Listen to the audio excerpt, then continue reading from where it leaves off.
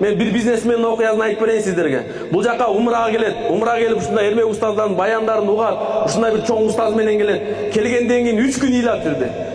Айтсайчы, не ыйлап атасың? Устаз, жүрөгүм канап атат. Жүрөгүм ыйлап атат. Не болду? Айтсайчы, айтчы, казакта бул. Не жылап атасың? Не болуп атыр саган?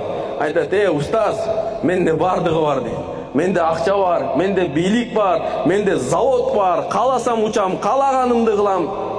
Бирок менде эң негизги нерсе жок, апам жок дейт. Апамды убагында бир жарты кило нават апарып көңүлүн алып койуп болуптурум. Азыр жарты кило алтын алып барайын десем да апам жок. Мен апам өткөндөн кийин түшүндүм, бул алам кең экен десе, апамдын кучагынан дагы бул алам тар экен дейт.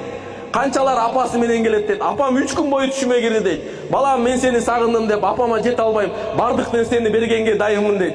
Кабага чыктым, кабага чыксам, адамдар коляскасы менен апасын сүйрөп бараттыр. Аны көрүп жүрөгүм канайын дейт. Мен да апам болсо кана, мен да айландырбай белем, мен да кечирим сурабай белем, мен да башыма көтөрүп алып апамды айландырбай белем. Апам жок деп ыйладым. Бирөө араба менен кетип бараткан экен, анан сурадым дейт. Арабаңды берчи, бир сүйрөп алай.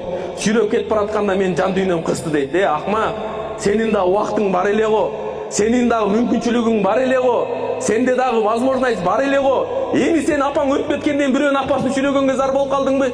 Апаң сени төрөсө, апаң сенин төрөйүндө ден соолугун жоготсо, кыйналса, сен апаң сенден эч нерсе күткөн эмес. Сенден бир гана мээрим күткөн, бир гана көңүл күткөн. Сен ошо көңүлдү бере албай койдуң деп 4 күндөн бери шолоктоп ыйлап айтат, устаз, эми Алла ыраазы болсун, эми ушундай болуп калды деп эптеп сооротуп дейт. 4 күндөн бери ушундай шолоктоп ыйлап, күндө түш көрсөм апама келет дейт. Ошон үчүн туугандар, айтайын деген нерсе бул ислам намаз эле окуш эмес.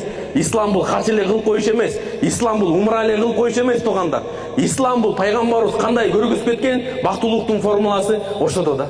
Ата-энебизге жакшы мамиле кылып калайык, күйөөлөрүбүзгө жакшы мамиле кылып калайык, аялдарыбызга жакшы. Пайгамбарыбыз айтты, силердин араңарда, силердин жашынакайыңар биринчи орунда эмес деп.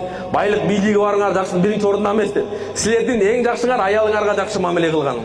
Силердин эң жакшыңар аялыңарга жакшы мамиле кылган. Аялдарга айтты, силер эркек ыраазы болмойча сен бейишке кирбейсиң. Бирок бизде мындай билинбейт экен. Кече Казакстандан бир видео көрсөк, күйөөсү өлүп калган экен. Күйөөсү өлүп калгандан кийин жыйнап аткандан кийин жемпири колуна түшүп калат экен да.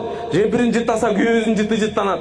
Күйөөсүн ыйлап атат. Атасы келсе сурап атат. Не ыйлап атасың десе, күйөөмдү сагындым депчи.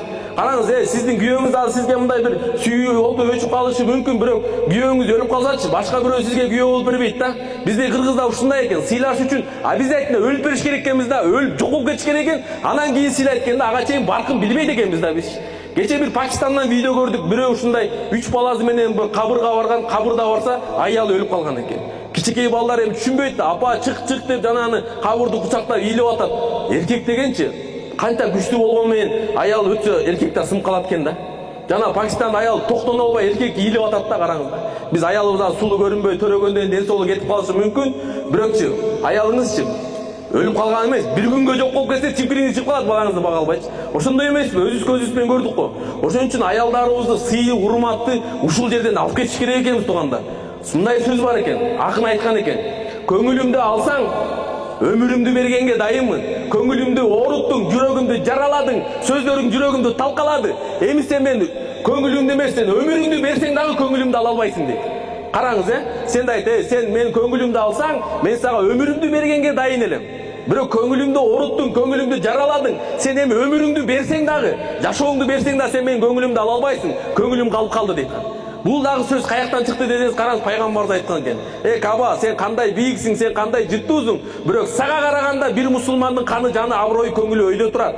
Бир мусулмандын көңүлүн оорутканга караганда Кабаны талкалагандын күнөөсү жеңилирээк дейт. Ошон үчүн ушул жака келгенде, туугандар, эртең Кабада мындай сиздин дуаңыз кабыл болсун десе, мындай жүрөгүңүз бошоп бир ыйлап бир дуаларыңыз кабыл, бүгүн тууганыңызга чалып кечирим сурап коюңуз.